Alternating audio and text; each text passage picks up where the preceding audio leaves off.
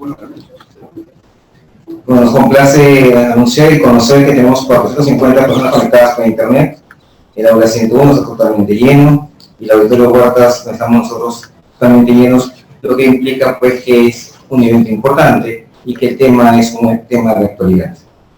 Siguiendo con el simposio Zika, Alerta Mundial, invitamos al doctor Pedro Saona. El doctor Saona es ginecólogo y obstetra de la Universidad Peruana Cayetano Heredia y un soldado de embarazo y... Muchas gracias, doctor Soto, por la presentación y al doctor Maguiño por invitarme esta tarde a conversar de un tema realmente interesante. Bueno, nos está básicamente atrayendo mucho a aquellas personas que tenemos que ver con lo que es atención materno-perinatal. Y lastimosamente, como se ha mencionado, la información va saliendo día a día y no se dispone de mucha información al momento. De modo que lo que voy a presentar simplemente es lo que se está discutiendo en los foros científicos, tanto en la Organización Mundial de la Salud como en unas guías que han salido inicialmente de la CDC en relación a lo que puede ser el comportamiento ante una gestante que pueda eventualmente exponerse al virus del Zika. Básicamente, hablaré brevemente de lo que es la posible repercusión de la infección en gestantes, cómo debemos seguir a estas gestantes en general. Están viviendo en una zona donde se están produciendo infecciones por el virus, cómo tenemos que tratarlas y eventualmente algunas consideraciones especiales en relación a esta infección.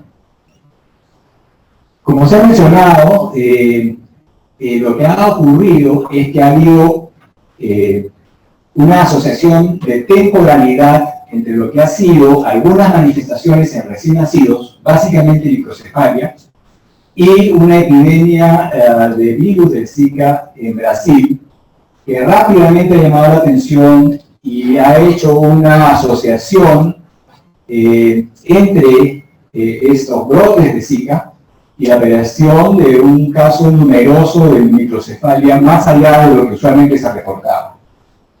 Esta asociación puede o no, efectivamente, ser responsable por la infección del virus del Zika.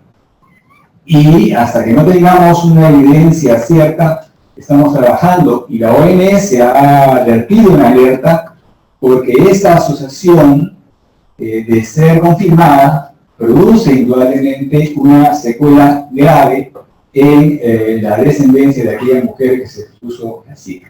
Por lo tanto, estamos ante una alerta, estamos tratando de prevenir algo que se puede estar gestando en esta infección de virus que se está produciendo. Se ha mencionado que el virus de Zika tiene una gran afinidad por el tejido neurológico, es neurotrópico. Por lo tanto, hay una serie de manifestaciones fundamentalmente que se han enfocado en lo que es el sistema nervioso central. Pueden haber otras malformaciones congénitas y se han reportado tanto pérdidas tempranas como en el transcurso del embarazo, es decir, muerte fetal intraútero en algunas pacientes infectadas con este virus.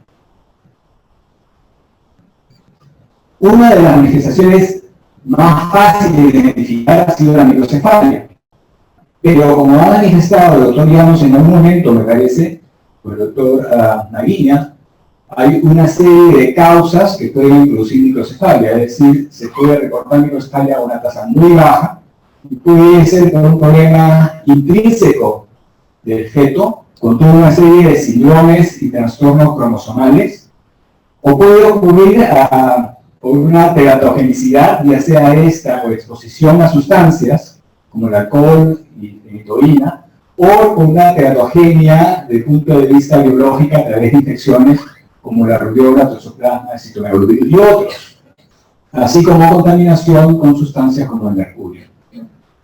Por lo tanto, el hecho de que un niño nazca con microcefalia y que coincidentemente haya una epidemia de Zika no necesariamente quiere decir que ese niño tiene esa microcefalia por Zika. Habrá que hacer una investigación extensa para poder determinar valedoramente esa microcefalia se produjo realmente por el Zika. Creo que lo más importante y que hay que remarcar es que no sabemos si el Zika está produciendo estas lesiones de microcefalia. ¿Es solamente el Zika o tiene que haber algo más para que se produzca el daño en el feto? Son preguntas que probablemente tendrán que ser respondidas en el transcurso de los días, meses o años. Pero en general, lo más importante, sea que estemos en una epidemia de Zika o no estemos en una epidemia de Zika, va a ser que el control prenatal de toda gestante sea realizado en forma adecuada, porque puede haber una infección y puede haber consecuencias de Zika, pero hay una serie de otros problemas que matan más a la mujer y al niño que el Zika. Y un buen control prenatal puede indicar una serie de problemas que pueden salvar la vida de las mujeres y de los niños. Indudablemente, si estuviéramos en una zona donde se está detectando brote autóctono de Zika, una de nuestras preocupaciones va a ser determinar si esa mujer se ha expuesto al Zika y eventualmente, si se ha expuesto al Zika, puede tener consecuencias de esa infección, fundamentalmente problemas neurológicos, y tendremos que descartar aquellas otras causas que podrían, hemos dicho, producir también consecuencias de microcefalia en el feto, como son las infecciones por el toxoplasma, citomegalovirus, rubiola, etc. Y eventualmente estos exámenes que en algunos centros se realizan en el control prenatal rutinariamente, probablemente tendrían que ser entonces incorporados también en el sistema para establecer cuál es el estado inmunológico de las gestantes cuando comienzan un embarazo, si han tenido o no alguna de estas infecciones.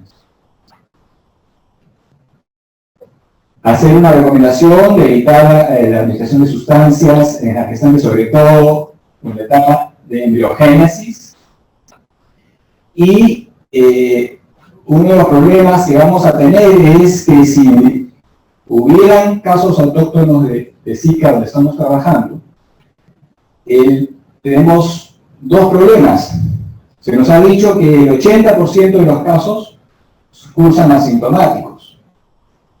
Y el otro problema es que en aquellas pacientes sintomáticas no contamos con pruebas que determinen realmente si la paciente está infectada con Zika o no.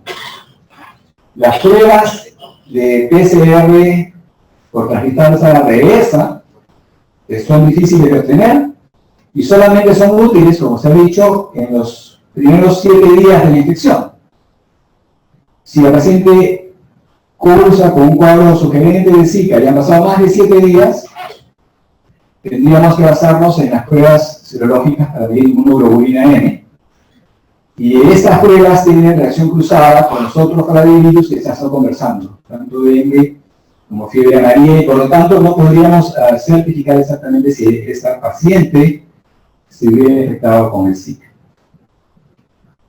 De modo que trabajemos o no trabajemos en una localidad con casos de Zika, eventualmente tenemos que controlar el bienestar del bebé y tendremos especial cuidado en lo que es la evaluación de la altura uterina, que nos habla del crecimiento del bebé.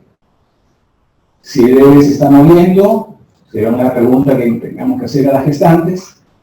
Y indudablemente en estos casos la recomendación es que si vivimos en una zona con infección por Zika, hagamos ultrasonidos periódicos para hacer una evaluación de la anatomía fetal, las condiciones del líquido amniótico, las condiciones de la placenta y eventualmente tratar de detectar alguna lesión que pudiera atribuirse a una posible infección con el virus.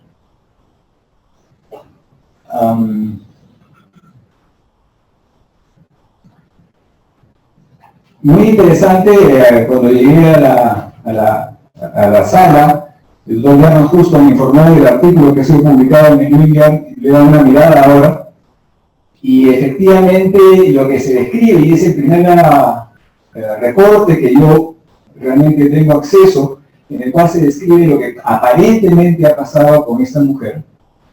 Y es que la infección ocurrió tempranamente en la etapa del desarrollo, y lo que ha habido es una infección que, según el estudio que se ha hecho posteriormente del feto cuando falleció, es que ha habido una localización del virus fundamentalmente en el tejido neurológico, en el cerebro. No han encontrado virus en otra parte de la anatomía que se ha estudiado exhaustivamente.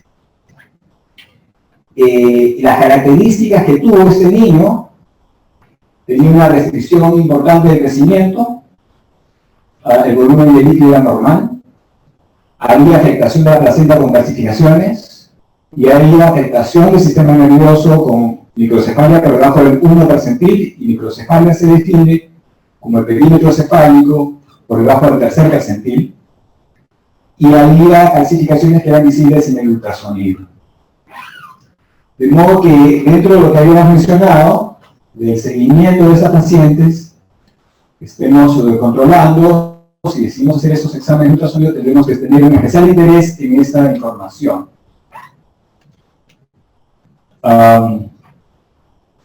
Si una paciente gestante, en este caso gestante, vive en una zona de infección por Zika, básicamente desarrolla un cuadro, como se ha mencionado, de fiebre, no muy alta, malestar, prurito, conjuntivitis.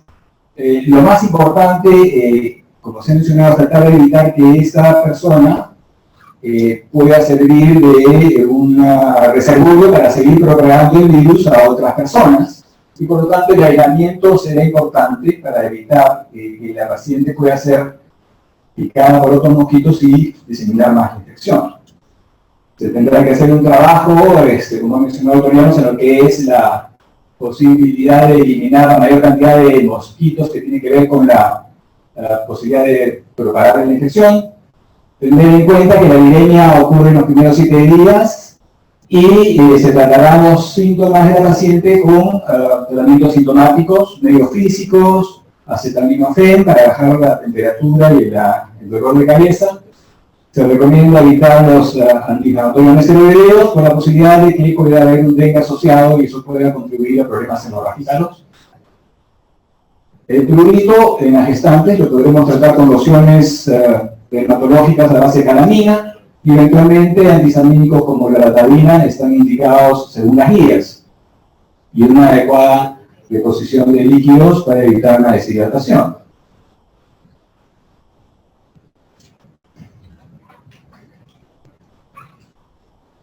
Básicamente en esta gestante lo que habíamos mencionado, habrá que hacer un seguimiento cercano y eventualmente los estudios de ultrasonido se recomendarán cada 2 a 4 semanas y no más frecuente, porque la probabilidad de error en las mediciones es factible.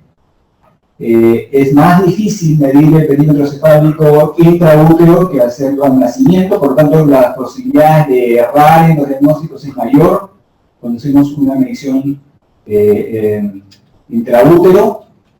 Remarcar que el diagnóstico se hará cuando el perímetro cefálico esté por 3 desviaciones estándar por debajo de la correspondiente a la edad. Algunos comentarios estarían relacionados a que la mayoría de las tablas que manejamos son tablas foráneas, realizadas en países nórdicos, y no tenemos medidas locales del perímetro cefálico y otras medidas antropométricas en general. Básicamente, evaluar la viabilidad del bebé. En el caso reportado en el New England, la infección aparentemente ocurrió a las 13 semanas. A las 20 semanas no había ninguna manifestación en el examen ultrasonográfico, y recién a las 29 semanas aparecen algunas manifestaciones y la paciente reporta una disminución de movimientos fetales. Y 3 semanas después es que se determina que hay una gran cantidad de calcificaciones cerebrales en la placenta. En las guías actualmente no se ha verificado que el estudio de PCR en líquido amniótico esté totalmente validado y se deba realizar. Se ha mencionado que no hay una estandarización de lo que es la medida de PCR en líquido amniótico para el virus del Zika. Y eventualmente no hay tratamiento para el virus del Zika, y aparentemente habría que ver si se hubiera, si eso va a tener algún impacto en lo que es la evolución del feto ya infectado. De modo que desde el punto de vista costo efectivo habría que evaluar si realmente en este momento el estudio líquido está o no realmente indicado. Sobre la forma de transmisión, se sabe que es una transmisión transplacentaria y todavía queda por discutirse si es que hubiera alguna otra forma de transmisión. Se ha mencionado que hay virus en el semen, podría haber también virus en la secreción vaginal, y eventualmente podría haber infección si es que hay una paciente que está con una viremia o aquel virus en el momento previo al parto, está por eso responderse. ¿Qué ocurre con la lactancia materna? ¿Podrá haber virus en la leche materna y esta es una vía de transmisión? Poco probable, pero son preguntas que probablemente vamos a estar interesados en que se nos responda. Y por el momento, básicamente la recomendación que se está dando es, si hay una gestante, sobre todo en el primer trimestre, eventualmente evitar viajar a zonas con brotes de Zika.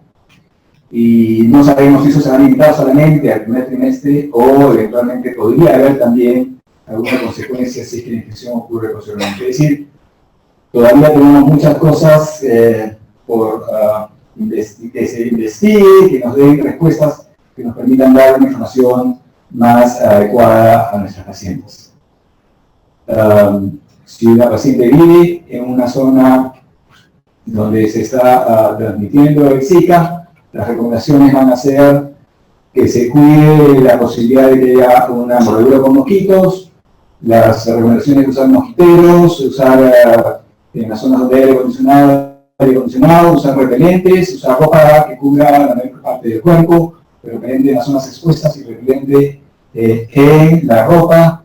Y dependiendo del repelente se les recomienda, creo que el DEET a un porcentaje de 15% y eventualmente volverlo a usar de acuerdo a la duración que se recomienda, que puede ser de 1 a 2 horas o hasta 8 horas dependiendo de la concentración del DEET en el repelente. Básicamente, en conclusión, creo que eso nuevamente es mucho más lo que es el control prenatal, pero un control prenatal de calidad, que muchas veces no lo realizamos como debe ser, porque no solamente está el problema actual de esta posible infección que no ha llegado todavía a Lima, pero hay otras muchas causas que se pueden tratar en el control prenatal, que son causas de muerte materna, como la hemorragia, hipertensión, infecciones, etc. En zonas donde se reporte presencia autóctona del virus del Zika, extremar cuidado para evitar que la gestante se infecte, no sea mordida por mosquitos. En pacientes con sospecha de infección por el virus, procurar confirmar el diagnóstico, como hemos dicho, esto es difícil. Muchas veces tendrá que ser un diagnóstico clínico y eso a veces puede darnos falsos resultados. Y en aquellas pacientes infectadas, hacer un seguimiento cercano de lo que puede ser el crecimiento y la viabilidad del feto, tanto clínicamente como por ultrasonido. Creo que esto es lo que he podido mencionar hasta el momento y probablemente en el transcurso de los días y meses tendremos más información que pueda servirnos para atender mejor a nuestras pacientes. Muchas gracias.